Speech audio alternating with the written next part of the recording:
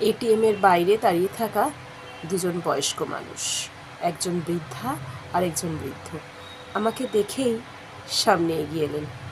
দেখেই মনে হলো ওনারা হাজব্যান্ড ওয়াইফ।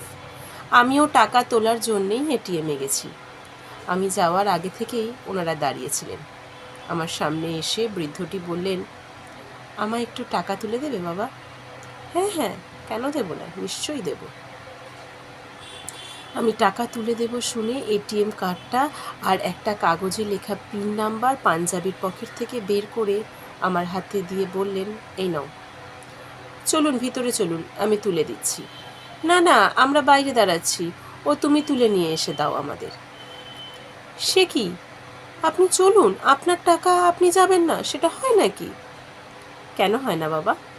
সব হয়, কোনো অসুবিধা নেই। সে বিশ্বাস তোমার ওপরে আছে।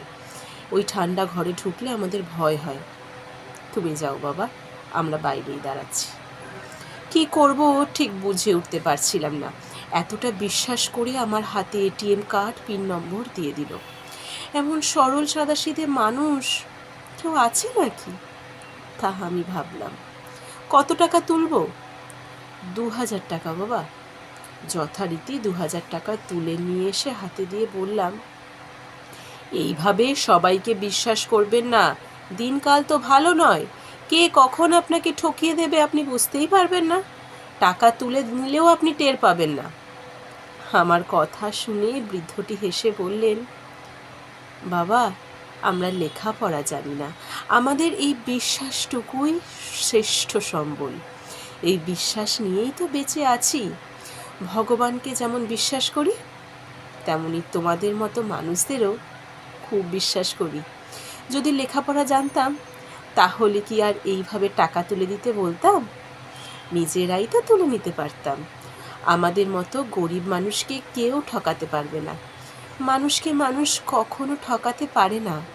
যারা ঠকায় তারা অমানুষ। আর যদি কেউ টাকাটা নিয়েও নেয়, তাহলে বুঝবো আমার থেকে সে আরও অনেক বেশি গরিব। কথাগুলো শুনতে বেশ ভালো লাগছিল।